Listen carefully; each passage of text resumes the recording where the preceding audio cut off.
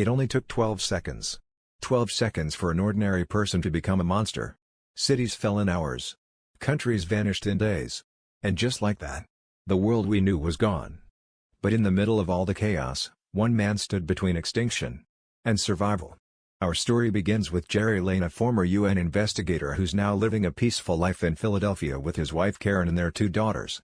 He's left behind the danger of the field for quiet mornings and pancakes. The calm before the storm. But that peace doesn't last long. One morning, the family heads into the city. It seems like an ordinary day. Until sirens begin wailing. Helicopters buzz overhead. And then, boom, an explosion tears through the street. People are screaming, running. And then we see them. Humans, foaming, convulsing, biting each other, then turning in just 12 seconds. Fast, aggressive, inhuman. It's not just a virus. It's an onslaught. Jerry grabs his family and races through the chaos. You can feel his panic, but he stays composed, shielding his daughters, dodging death at every turn. They manage to reach an apartment building and hide overnight, watching the world fall apart from a window. One of his friends in force called Jerry, and promised that he will help them.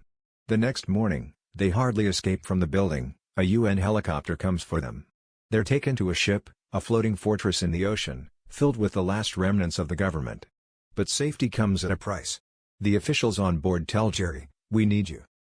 Past experience investigating dangerous zones around the world, he's their best shot at finding Patient Zero, the original source of the outbreak. If they can find it, maybe they can understand how to stop it. Jerry refuses. He just wants to protect his family. But then comes the threat, "If you don't help, we can't keep your family here." He has no choice. So he says goodbye, knowing he might never return. First stop, South Korea, where the outbreak may have begun. When he lands, the rain is pounding, the base is in ruins, and danger is everywhere. During a skirmish, a young virologist slips and accidentally kills himself, removing the one expert who might have cracked the mystery. Jerry learns a clue. Someone mentioned that Israel knew the outbreak was coming before anyone else. That becomes his next lead. He flies to Jerusalem, where the city is surrounded by a massive wall. The Israelis acted early and built the wall based on intercepted intelligence. Inside, people are safe. Music plays. Life is normal, almost. But then something tragic happens. Refugees celebrate with loud music, singing, clapping, and that noise attracts the infected. Suddenly, zombies begin piling on top of each other, building a tower of bodies, scaling the wall like ants. In minutes, the city falls.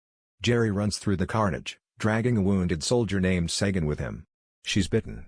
Without hesitation, he chops off her hand with a machete, a risky move, but it prevents the infection from spreading. That act of quick thinking saves her life, and earns her trust. On the plane out, Jerry starts putting pieces together. He noticed earlier that zombies seem to avoid certain people, the weak, the sick, the elderly. Could the infected somehow sense who would be a bad host?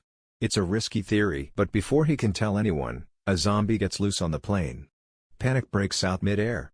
Jerry grabs a grenade and throws it, blowing a hole in the aircraft and crashing it into a forest. He and Sagan survive, barely. Badly wounded, Jerry arrives at a WHO research facility in Wales, where more scientists are trapped inside with zombies. He proposes his theory: if they infect people with a deadly but curable disease, the zombies will leave them alone. But they need to test it. Jerry and WHO team volunteers to enter the zombie-infested lab to retrieve the pathogens. But the WHO team run out from the lab, now only Jerry left inside the lab. In a heart-pounding, silent sequence, he sneaks past the infected, grabs the vials, and locks himself inside a glass room. He injects himself with the disease, a gamble that might kill him. When the zombie enters the room, it sniffs him, then walks away. It works. He's found the answer. Jerry is cured, and news spreads across the world. Scientists start developing vaccines based on his theory, allowing soldiers to walk through hordes undetected. It's not a cure, but it's a shield. The world has a fighting chance. Jerry is finally reunited with his family. He hugs them tight. Bruised, broken, but alive. And as he looks into the distance, his final words echo. This isn't the end. Not even close. World War Z shows us that in the face of global chaos, what really matters isn't strength, it's heart, courage, and sacrifice. One man's fight gave the world hope. Thanks for watching Filmy Recap. If you felt that tension, that emotion, hit that like button, subscribe, and comment below. What would you do if the world ended in 12 seconds? Because in the war against